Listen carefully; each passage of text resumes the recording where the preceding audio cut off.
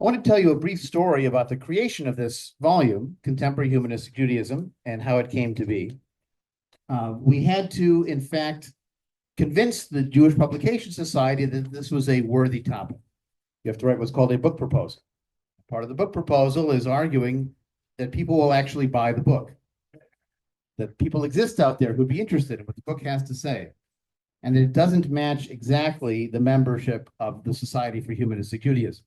We need more than that to make it worthwhile as a publication from a university press like University of Nebraska or from the Jewish Publication Society. So part of our initial proposal, which also wound up as an appendix in the book because we felt the facts were so important, were some statistics from the latest survey of American Jewish life that came from the Pew Research Center. We had to explain yet again how secularized so many American Jews are. Now, we in Humanistic Judaism know that because it's us and it's people we know. And we've been asking these questions for 60 plus years. But not everybody knows how important this is. And so our introduction highlights the fact that the 2020 survey came up with this category that they had originally invented in 2013 in a different survey called Jews of No Religion. What that means is they would ask people, what religion are you? And if they said, I'm not religious, then they would ask, do you consider yourself Jewish in some other way? And then some people would say yes, and they would fit into that category of Jews of no religion. Over 1/4 of American Jews, as of 2020, responded they are not religious but Jewish in some other way, including 40% of those 29 to 18, so in the youngest cohort that they surveyed. Now, how do those non-religious Jews, Jews of no religion, how do they define what being Jewish means to them? And it turns out, for many of them, the answer is culture. So I want to read to you a little bit from the appendix of the book that brings one of those survey questions to bear with a nice little chart. The majority of American Jews view Jewish identity as cultural. When the Pew Research Center asked a random sample of American Jews to complete the sentence, to you personally, is being Jewish mainly a matter of religion, ancestry, culture, or some combination of those? Consider for a second, how would you answer that question? Is Jewish identity for you personally primarily a question of religion, ancestry, culture, or some combination of those? It turns out that survey says, as they used to say, survey says 53% of Jewish Americans in 2020 said ancestry, culture, or ancestry and culture. They didn't include religion as a category at all. So over a majority of American Jews didn't include religion in their sense of what Jewish identity is. In fact, the ones who said only religion was only 11%. So if you cut it that way, 89% said religion can be part of it, but it's not the only definition. Obviously, this breaks down differently for American Jews with non-Jewish spouses, those who don't identify with a particular branch of religion. But even among those religious Jews, when they were asked, what's your religion? They said they're Jewish. 43% of the religious Jews believed that Jewish identity is based on ancestry, culture, or ancestry and culture without religion. So they called their religion Jewish, but Jewish identity as a category for them inevitably includes this ancestry, this history, and most importantly, culture. For so many Jews, their Jewishness is cultural. That sometimes gets mocked as bagel and lox Jews. But it also includes history, languages, art, music, food. And don't think food is a light topic. Food is an important topic. We eat food all the time, right? We might go to synagogue once in a while, but we eat food every day. And the foods we choose to make are, it's a symbol of love in many cultures, but also in Jewish culture. And the foods we choose to make for special events often define that event. And we make it the same way or maybe different ways each year. And it helps to create the experience. So culture is a very rich field for Jewish identity, exploration, roots, and experience. So since we've defined Jewishness as culture, I want to share with you a passage from the book by Yehuda Bauer, who was one of the leaders of our international movement for many years in the 80s and early 90s, where he describes how he understands Judaism. Bible is Judaism. Talmud is Judaism. Everyday life is Judaism. Jewish history is Judaism. Jewish poetry is Judaism. Jewish customs are Judaism. Jewish food is Judaism. Jewish jokes are Judaism, just as religion is Judaism. But you cannot argue that Judaism equals the religious beliefs of Jews. First, because those beliefs were and are different, even mutually contradictory. And second, because religion was and is just one aspect of Jewish existence. Today, for many Jews, it is not even that. Judaism, then, is everything the Jewish people in their very long history have produced. Judaism is Jewish civilization. Judaism is Jewish culture. What does it mean to define Judaism as a culture? Well, cultures are created by people. They're not created by a god that comes down in a magical message. And if culture is made by people, then we have the right to make our own culture, to invent something new, to write an Eifo Ori, a new song that becomes part of a community's Jewish identity. And we also have the right to take that inheritance and adapt it in our own way, as we talked about last night, where we take an Oseh Shalom that imagines a God doing peace and shift it to Na'aseh Shalom. We will make peace, but we can still clap at the same point in the same melody, and it still feels connected in our own way. This is something that's been done on the kibbutz world in Israel. It's been done by Jewish labor movement for 150 years, and we are part of that tradition of taking the inheritance and adapting it. After all, that's what the rabbis did 2,000 years ago when they had a temple-based animal sacrifice tradition that had to change. And they did. And they readapted. So avodah went from the service in the temple of offering the animal sacrifices to the offering of words instead in a prayer book. This is an old Jewish tradition, this idea of change. And another part of that Jewish tradition is the idea of arguing about that change. Which is right, which is wrong, who's got it. One of the oldest Jewish traditions is saying to someone else, you're doing it wrong. It applies to the prophets in the Torah and the Tanakh and the Hebrew Bible. It applies to different groups of rabbis against each other. It applies to the Rabbinites and the Karaites in the Middle Ages. It applies to Jewish mystics versus Jewish rationalists like Maimonides. Over and over, you have some Jews saying to other Jews, you're doing it wrong. But that's what happens when you've got a culture that's made by people that evolves over time and that responds to new circumstances. And that's the second point about a culture, is that it changes over time. It was not given on Mount Sinai. King David did not have a bar mitzvah with an ice sculpture. You might think it's remedial to say that, but you'll get people who say, we're part of a 5,000-year tradition. Well, even in the Orthodox counting, that's like Noah. That's not Abraham. That's not Jewish.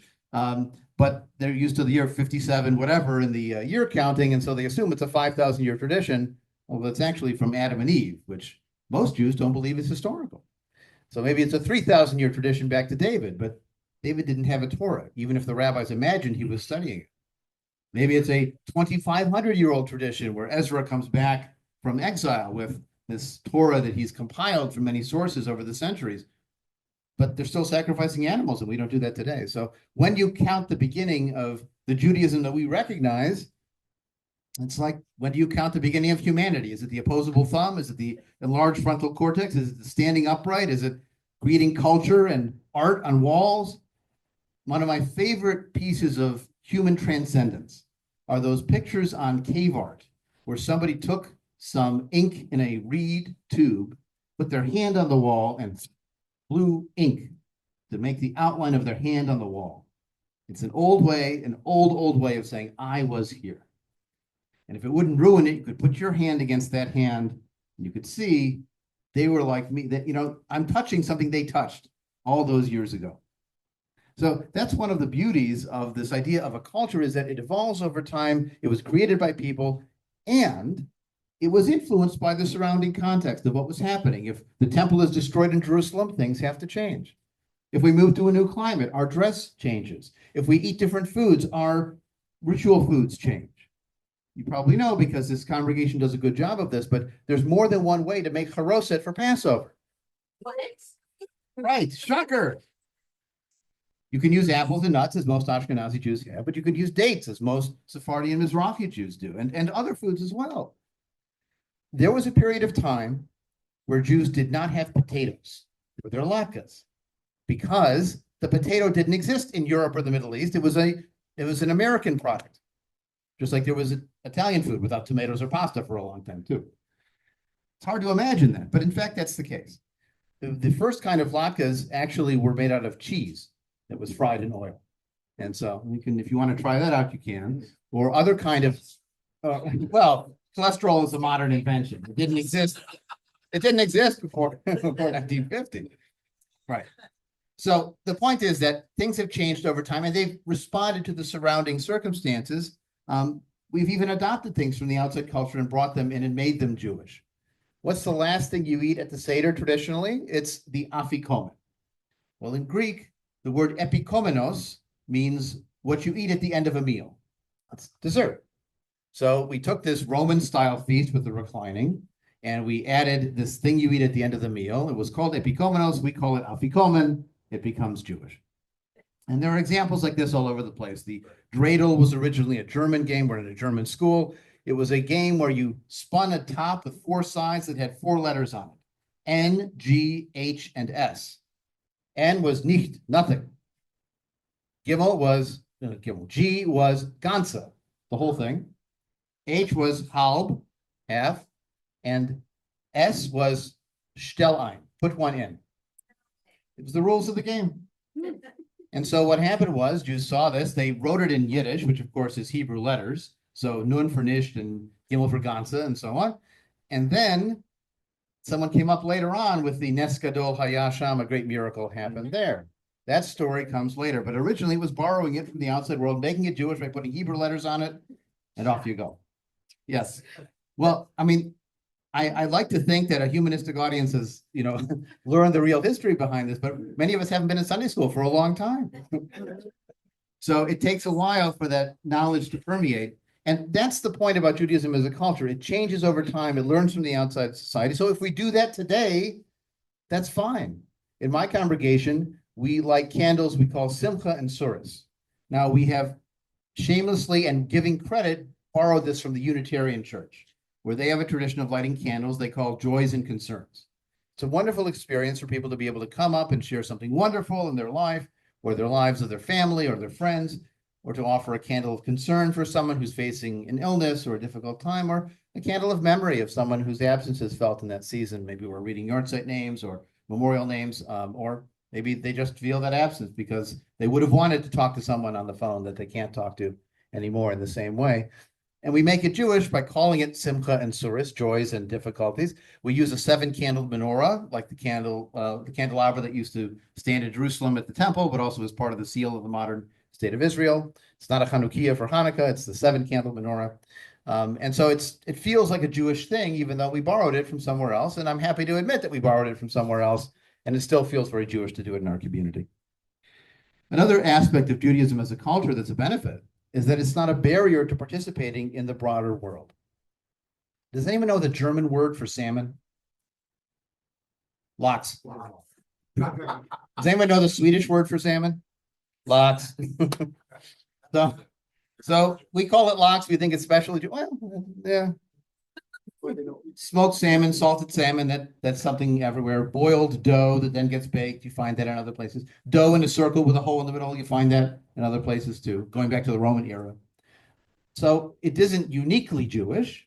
It's still Jewish because Jews do it and they identify as Jewish when they do it, but it's not uniquely Jewish. It's been something that we've learned from the surrounding world. Fusion cuisine is a wonderful thing, but it's been around for a long time because we've moved and learned from other peoples. Our culture is not a barrier to being connected to people from other cultures. We're open to love finding its way, whoever the people's backgrounds are, and celebrating that in a meaningful way, and even having a culture within the family that can be experiencing both cultures or multiple cultures. If you have multiple people with multiple heritages, making a loving partnership.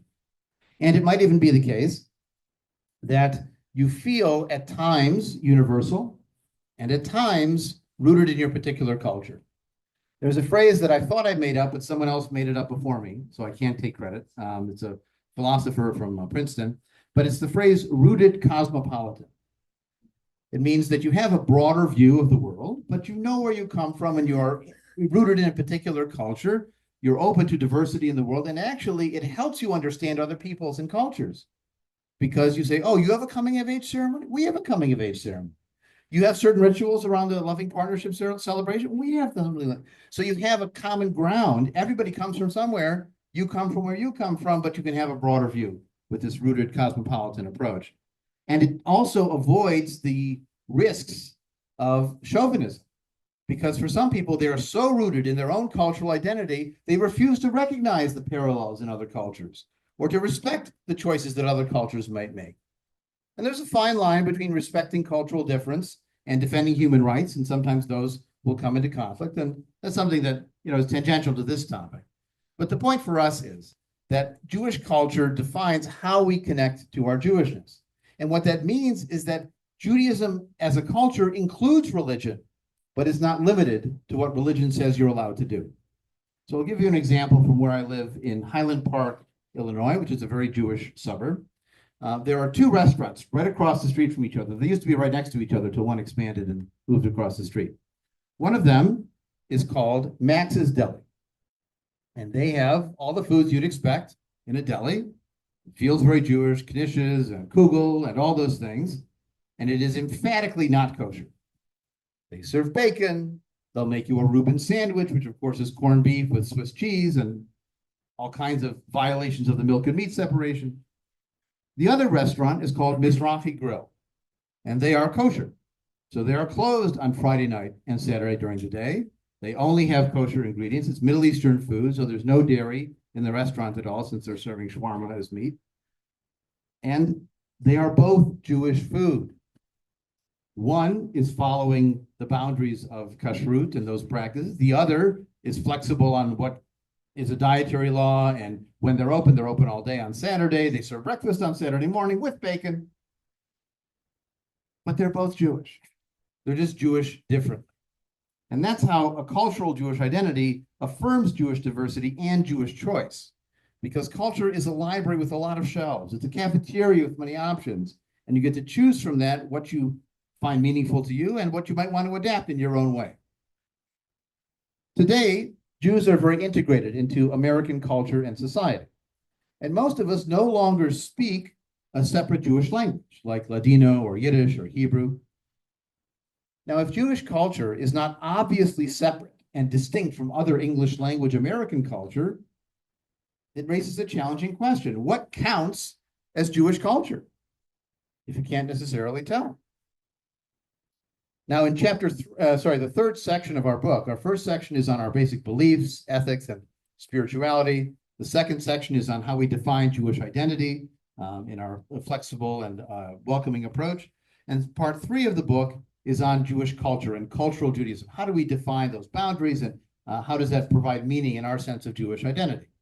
Then chapter 4, the fourth section, is on examples of humanistic Jewish practice. We find that it's helpful to show people what a ketubah would look like that a humanistic Jew might sign at a wedding. How we approach the ritual of Shiva for a family that doesn't feel like they have to sit for 7 days on low chairs with no mirrors and all the rules involved, but find some value in being in a home and having people visit them and get that community and family support. So the idea was to give practical examples in section 4. I sometimes liken it to reading the rules of basketball with never seeing a game. You just don't get it. When you go to the game, then it makes sense. So we wanted to give examples of the game being played, not just theoretical concepts. Section 3, as I mentioned, is on Jewish culture, and specifically, we have sections on Jewish books. We even include some examples of what we consider Jewish literature in the book, again, to show this was what counts as Jewish literature. Now, Jews have historically been called the people of the book. And this is actually not a phrase that we invented for ourselves. It comes from Islamic culture, where they refer to any monotheist with a written revelation as Ahl al-Kitab, which means a people of the book. So Christians also counted as people of the book. But Jews kind of like that label of being the people of the book, and so they chose it and they presented it to the world as that's who we are, the people of the book. Which book? Now, you generally think of the book as the Torah, right? You go into a synagogue, you have the Torah scroll in the ark, it's paraded around, it's kissed as a holy object in many denominations. Now, humanistic Jews respect the Torah as our oldest book that we have that survives.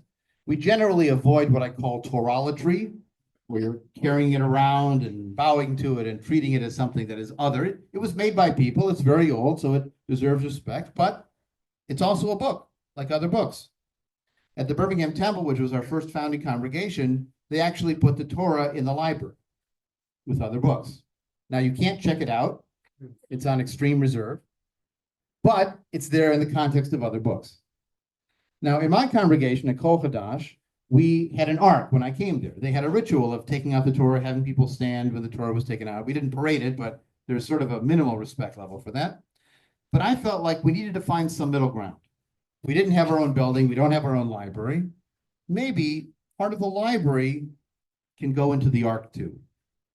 You see, this draws on the reality of the Jewish experience.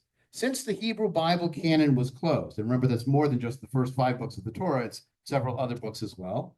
The canon closed around the year 90 of the Common Era. This is 20 years after the temple was destroyed, Jews are being dispersed. You can understand the desire to decide what books are in and what books are out.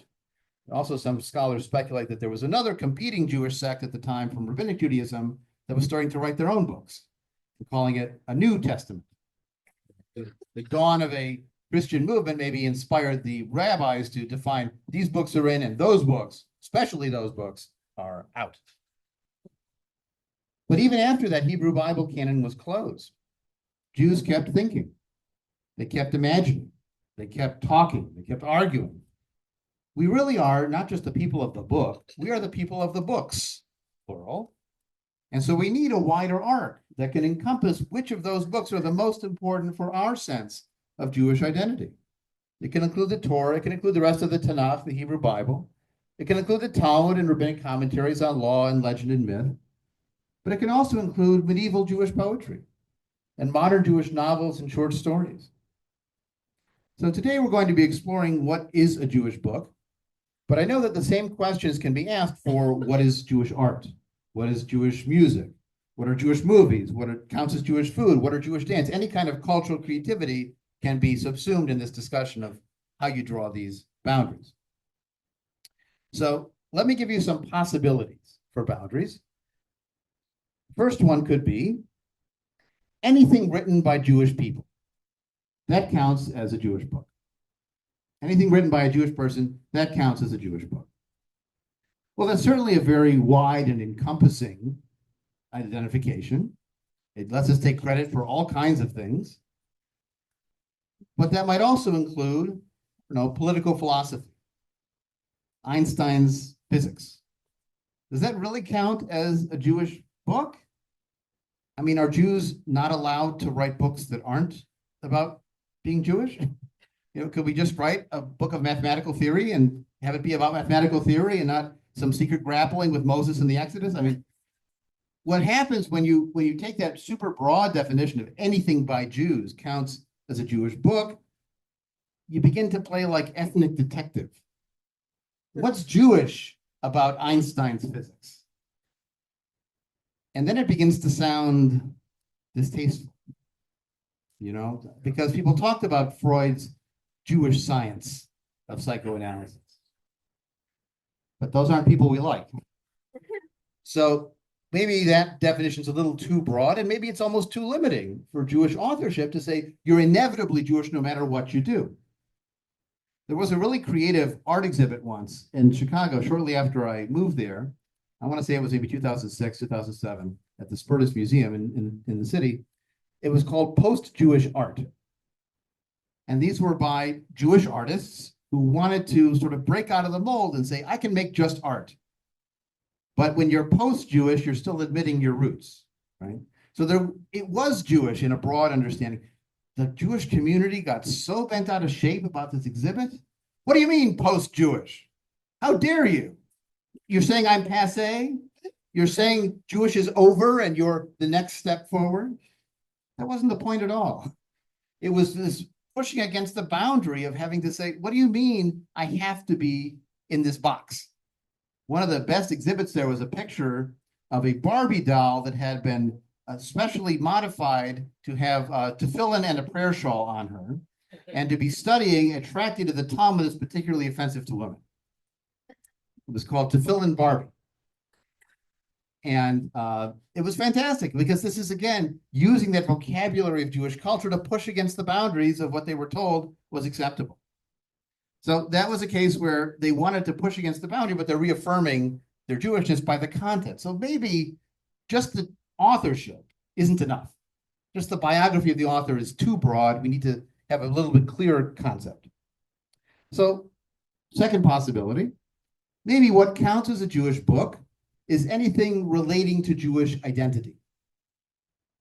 So it's focused on what it means to be Jewish, Jewish history. Now, could a non-Jewish person write a book that's focused on Jewish identity? Sure. Many years ago, there was a book by an Irish author, Thomas Cahill, called Gifts of the Jews, which at the time Sherwin-Williams said was a brilliant marketing strategy to have a non-Jewish historian write a book complimentary of the Jews who buy a lot of books. It would work out very well because we love hearing other people say nice things about it. Well, it's true, and it was a bestseller. But the point is, it's someone talking about the Jews from an outside perspective, and maybe that could count as a Jewish book. But of course, there are other books that relate to Jewish identity that non-Jewish people have written. Mein Kampf relates to Jewish identity, written by a non-Jewish author. And plenty of other examples too. Well, so now maybe you want to shift that a bit and say, well, it has to relate to Jewish identity, but in a good way. Of course, who gets to define in a good way or not in a good way? Well, so maybe this is not precise enough either to just say it's a book related to Jewish identity. Maybe it needs a little bit more than that. How about, third possibility, a book relating to Jewish identity that was created by Jews? So now it's Jewish literature is what Jews produce, just like French literature might be what French people produce or is produced in the French language. Again, there's some argument over that boundary. But in this case, it's relating to Jewish identity and created by Jews. Now, historically, this was very obviously the case because Jews wrote in Jewish languages. So if they write in Jewish Arabic, or they write in Judeo-Farsi, or they write in Yiddish, or they write in Ladino, that's their in-group language for an in-group audience because the non-Jewish population didn't read them. So that was clearly a case of writing for us, by us, use that phrase. And then it was easy to tell what was a Jewish book and what wasn't because it was written in a Jewish language. Done. However, as I mentioned earlier, we're now writing in all kinds of languages. There are Jews writing in French. So where does that fit? And you also begin to play Jewish detective. What makes this Jewish? Is this book by a Jewish author intended with Jewish sub-themes or maybe something else? Bernard Malamud wrote a wonderful book called The Fixer, which is based on the blood libel trial of a poor Jew named Mendel Bayless in Russia in the 19-teens, just before World War I. And it's very clearly a Jewish book about a Jewish character with Jewish history, and it's very Jewish.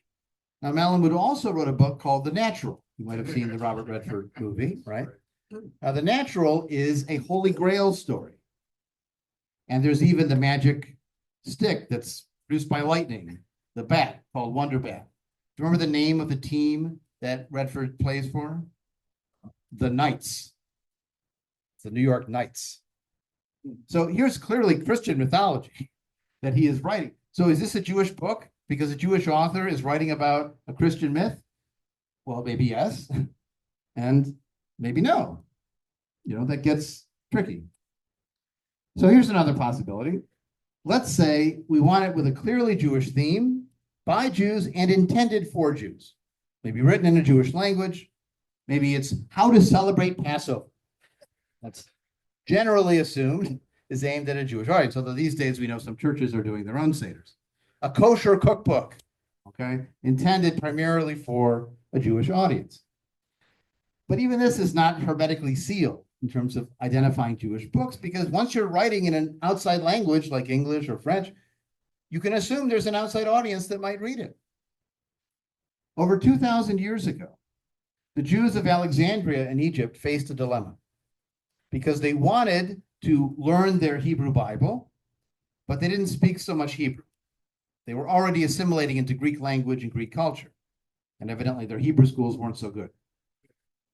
And so they decided we needed to translate our Bible into Greek. So they created a book called the Septuagint, which is a fascinating piece of Jewish history. It includes some books that didn't make it into the Hebrew Bible that were left out by the rabbis. It's the basis for the Old Testament. If you look at the book order, you'll see the book order is different from a Hebrew Bible to an Old Testament. But one of the debates in the history and scholarship of the Septuagint is whether they did it for the Jews or they did it for the other people. There's a account of this happening called the Letter of Aristeas that imagines it was done for the outside audience. They were collecting this wonderful library called the Library of Alexandria that would have a book from books from every people, as much knowledge as existed in the world. And so Jewish wisdom should be there too. And so the king hires Jewish scholars to do this translation. He has 70 different scholars in 70 different rooms, each doing a complete translation. And when they're done and compare all the texts at the end, they're all exactly the same. Now, that could only happen by divine intervention. So that legend really is an argument for the Jewish community to say it's okay to use the Greek version because our God has endorsed it by the way it was produced. And you can see in the inscriptions in synagogues, they're not only writing the inscriptions in Hebrew anymore, they're writing them in Greek letters too. And some of those early synagogues even have writings on the floor saying, this section of the synagogue was donated by so-and-so. So some traditions go back a long time. But it shows how integrated with Greek culture they were, that they were writing those inscriptions in Greek. And they wanted their Bible in Greek. So does the Septuagint, is that a Jewish book? Well, who was the audience? If you're defining it by audience, that's going to be a problem because both audiences are true. It's not one or the other. You can't only assume one. All right, here's another possible definition of what counts as a Jewish book. Books on Jewish identity, written by Jews, intended for Jews, in a traditional Jewish form. So a new Haggadah, a new Bible commentary, Talmud commentary. I mean, even the ultra-Orthodox world are producing new books all the time. They're just new books based on the old books and responding to books before that and disagreeing with other books that somebody else wrote in the next town over. So what you find is there are new books being created all over the Jewish world, but some of them are only within these traditional Jewish forms of responding to the text that came before. A new Haggadah, a new commentary. Maybe that does it, but that would eliminate so many books that we feel are Jewish books, modern Jewish poetry, that's talking about Jewish holidays and life cycle events and dilemmas. Books of Jewish history, that doesn't count as a Jewish book. A book about the Holocaust doesn't count as a Jewish book unless it's a Holocaust Haggadah or a Holocaust Torah commentary. Well, that seems too limiting. Maybe that's too far in the other direction. Now, there are some out there in the most Orthodox circles who would say that the only thing that counts as a Jewish book is a traditional Jewish book with nothing consciously made for modern Jewish life or a secular Jewish audience. It's only those Torah commentaries, those Haggadahs, what fits in the limited orbit. So an ultra-Orthodox Jew would not read March Piercy poetry, would not read Yehuda Amichai poetry. That wouldn't count as a Jewish book for them because it doesn't fit the criteria of the ideology, the audience, and the approach. So I hope by this time, I've destroyed the concept of defining what counts as a Jewish book. Because me telling you what counts as a Jewish book is less interesting than you telling me what reading experience of a book was Jewish for you.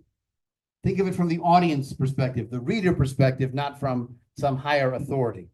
Whatever Jews or groups of Jews themselves call Jewish, maybe that's what counts as a Jewish book. And why do we need hard boundaries anyways? There used to be an institution in every library called a card catalog. Some of you might remember those. And in a card catalog, you would always have one card that was the card for the book. And in every other place you might look for the book, it would say, see there. Because, of course, there was a physical book that was on a shelf in only one place. it had to be chosen where that book belonged. Did it belong in American literature? Did it belong in women's literature? Did it belong in Jewish literature? You couldn't be in more than one place at a time. There's an old Yiddish saying that one tuchus can't dance at two weddings. One book can't sit in two sections of the library when it's a physical book. And we insist on these hard definitions. But now we have this thing called an ebook that lives electronically and can live simultaneously in multiple places, like a cork, existing twice in one place. We have websites, we have videos that can be linked to in 17 different places. So maybe we have to think about this differently. Maybe a book can be, just like a person can be, Jewish and something else, not Jewish or, only fitting into one category. It used to be you were Jewish or Italian, Jewish or Black. But now you can be Jewish and other identities, and maybe books can be Jewish and other categories of literature too. In this book, we raise the example of Franz Kafka. And Kafka is an interesting one because some of his writing is very clearly focused on Jewish identity. He has a short story about Abraham and the Akedah, the binding of Isaac, that's really both wonderful and disturbing, as Kafka is often wonderful and disturbing. He has other midrashim, parables from Jewish literature that he responds to. But there's other parts that don't seem to have anything particularly Jewish about them at all. Are the novels and short stories of Franz Kafka Jewish literature because of the author's biography and identity, German literature because of their original language of publication, Czech literature because Kafka lived and wrote in Prague, even though most Jews in Prague spoke German, or is it all of these? What factors ought to define Jewish literature? Is it content or is it author determinative?